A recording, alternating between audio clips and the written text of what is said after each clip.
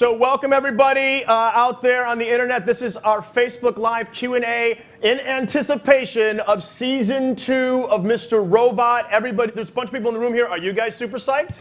All right. We're super psyched. I want to kiss everybody who works at USA for asking me to do this. This show is amazing to me. We have pretty much the greatest cast, as far as I'm concerned, on television. So please give them a round of applause. You know them. You love them. Rami Malek, Carly Shaken, Portia Doubleday, and Mr. Christian Slater. And so what we're going to do tonight is we're just going to sit here at this Q&A, take some questions. I know you guys have burning things on your mind and in your hearts and in your souls that you want answered, and hopefully they will get answered. These guys have promised me they're going to answer every question. We'll ruin the entire season right here. No. So I think what we're going to do is just we're going to dive right into it. And so here's something. I was going through Twitter, you guys, and just listening to everybody, like responses for people on Twitter. And first question that keeps coming up, and answer this as artistically as you can. Of course, we all want to know who's at the door, right?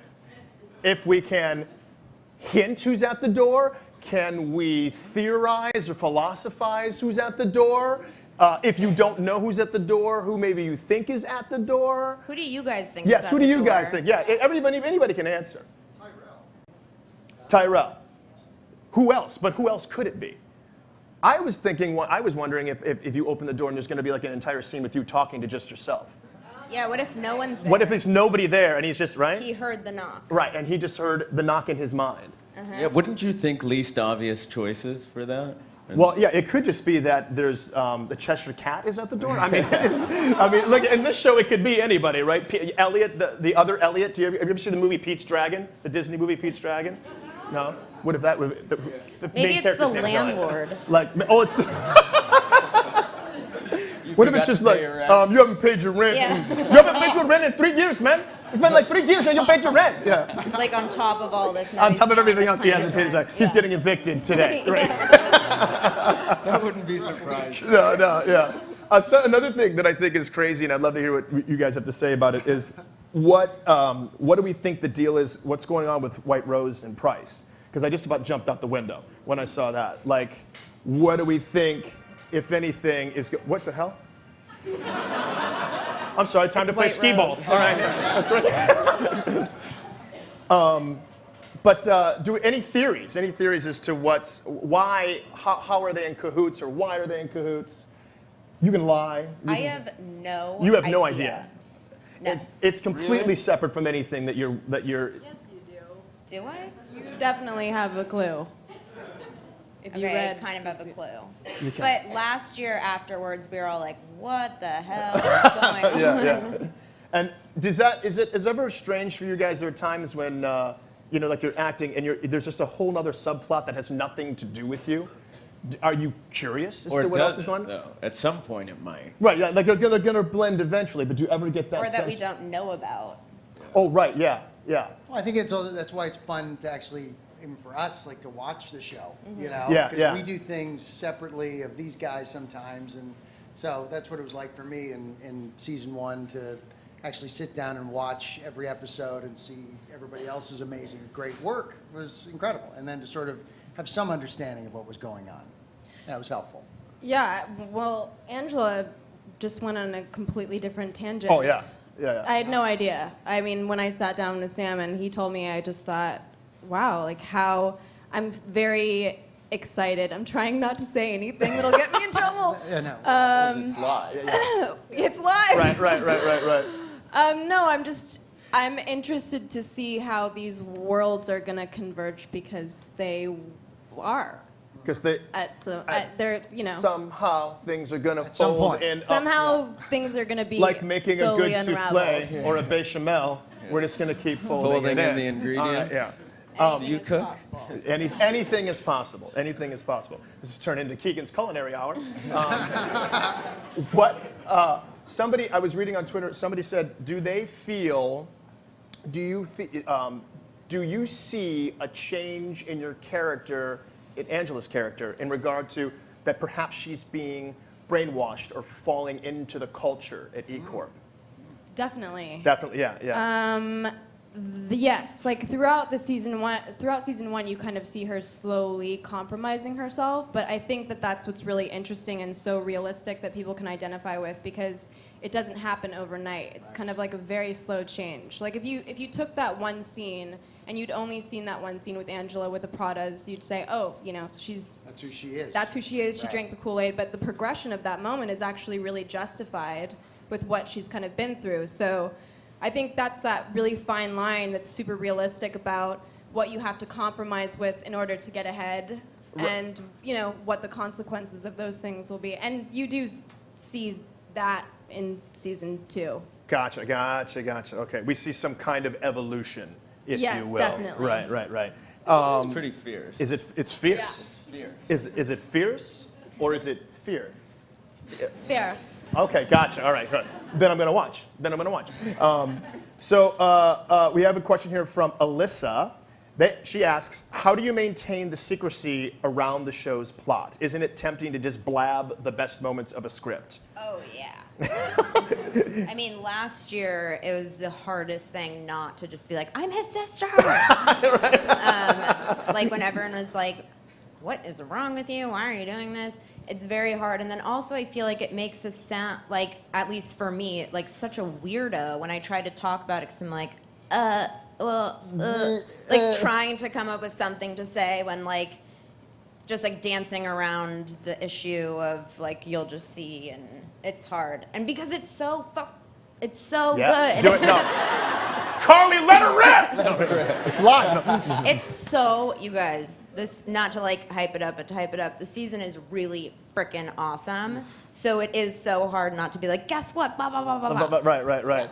And it's so funny because in the first season too, when you guys when they were in ballet class, and you're like, no, what could this be? And I never thought in a million years. I wanted to rip the television off the wall when you were like, what are you doing, Allie? And I'm like, why? No, he's just because you guys are gonna get together. Oh, sister. Yeah. Out the window. So, it seems like sometimes it's helpful to have a pet.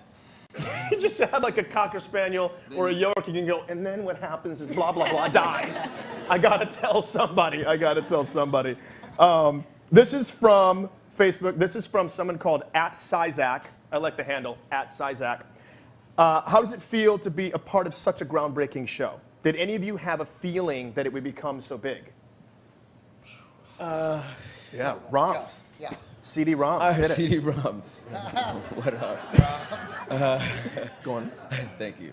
I mean, we all read it and we knew it was pretty powerful. It was different. I mean, I think we all wondered if it was really going to be made because it was very provocative and very edgy. And after we finished, I think after shooting the pilot, I definitely knew there was something special here, and it was Shooting the pilot and then seeing the finished product, or just in the midst of being on set, did you feel like, oh, I know something's happening here? on set. I was On like, set. if somebody doesn't butcher this in editing, we're gonna be all right. Right. That's what I thought. I was like, all the pieces are there. I felt like I saw most of it go down. How'd you feel?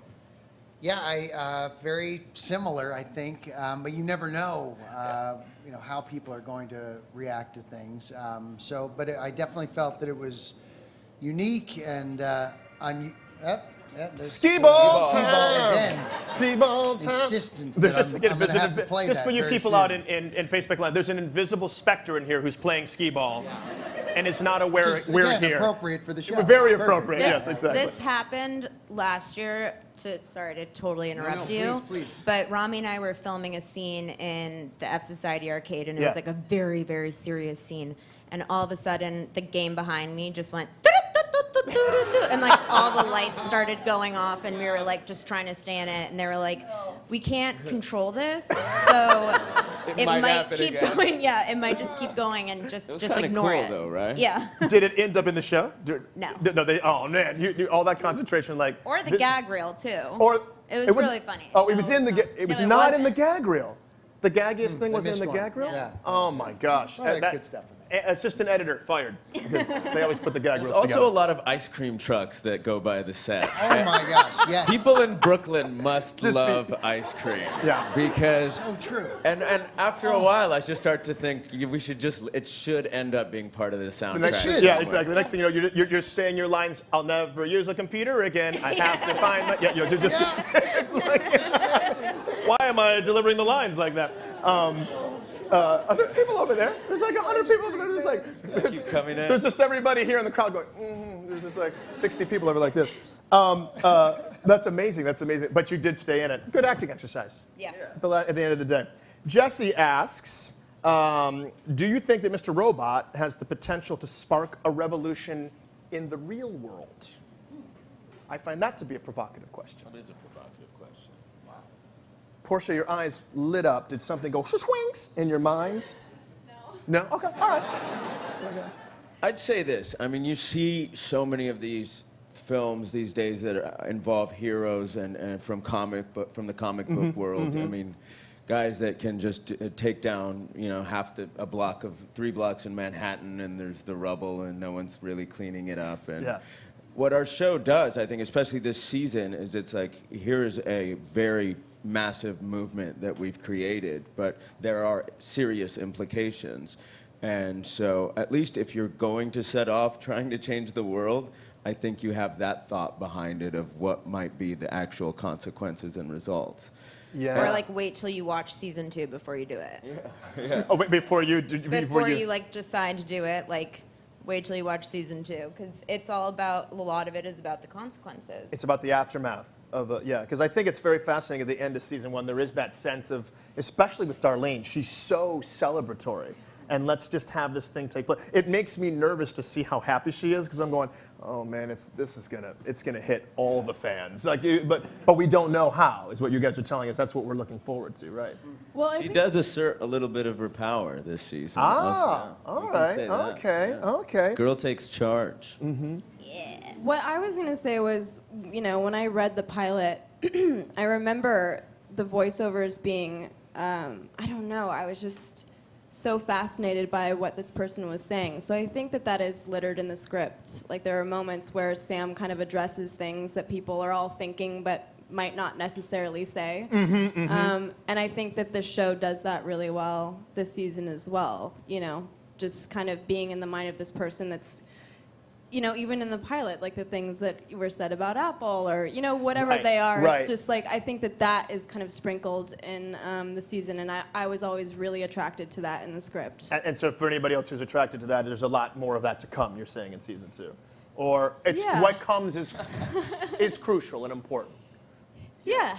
I love it. I love you guys going, That's what Carly was talking about. Right, that's It's what Carly's kind of like, weird I where it's have to- like, huh? yeah. Get us a Yorkie. Levels of Sure. awareness will be raised, though. Right. That's the thing. That's right? great. That's the key. I mean, I think with certainly my level of awareness about the dangers and threats of this really, for lack of a better word, superpower. I mean, this internet thing, if you can control that keyboard, and you can really do some serious damage. Right, right. That was right. something that, obviously this show brought to my attention, and it's definitely raised my levels of security protocols for everything across the board. No, it's the same thing with me. I'm just like, I'm going to shut this down or put extra protection Put some on tape this. over the camera. Yeah, exactly. Yeah, absolutely. Band-Aid over your camera on your computer or something like that. Whatever you can find. Yeah. I wear tinfoil hats to sleep. Yes, right.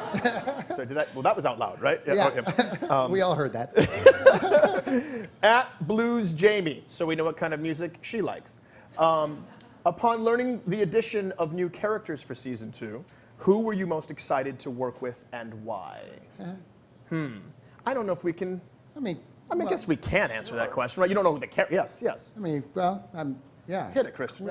First person coming to mind, of course, is Craig Robinson, right? I can say, yeah, that's good. course, yeah, that's There's a out there. poster out there, and he's clearly a member of the cast. But yeah, he's hilarious and great, and just does an amazing job. And I actually just worked with him over the summer, and loved that experience. And so having him be a part of the show was a thrill. Oh, that's good. Okay. Yeah. I mean, he does a routine every morning in hair and makeup. And does he bring a Casio keyboard with him? Yeah. Because he plays music all the time. He Craig does. Robinson's always playing music. Constantly, yeah. Wasn't that in his contract? He had to have a piano? in his room. It's like he has to have a piano anywhere he goes on set. Yeah. He's like, let me just go over here for a second. Yeah. This is oh, I like this one. This is from Aaron. Here's an actor's. Thank you. Skee ball brick. This is from Aaron. This is an actor's question here. What's the most challenging attribute of each of your characters to delve into and bring to life? What's the most challenging attribute for your character to bring to life, would you say? It's an in-depth one. It's tough for me because I'm not alive. It's hard. Is it hard being... Is it hard to be alive? Is it hard to be a try figment of pretend? of someone's imagination? It's challenging. It's a bit challenging. a walking Challenging. delusion? Yeah. Go ahead. No, No, you go. I'll say. Rochambeau. No, I'm kidding.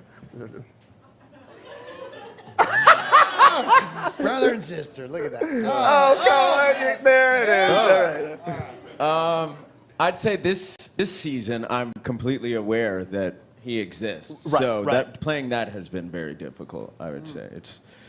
It's not as easy as, of course, just thinking this guy exists and he's real and he's, part of the world I live in. Now it's part of this new reality that I have these weird hallucinations. Right. And playing that can be kind of tricky sometimes. Okay.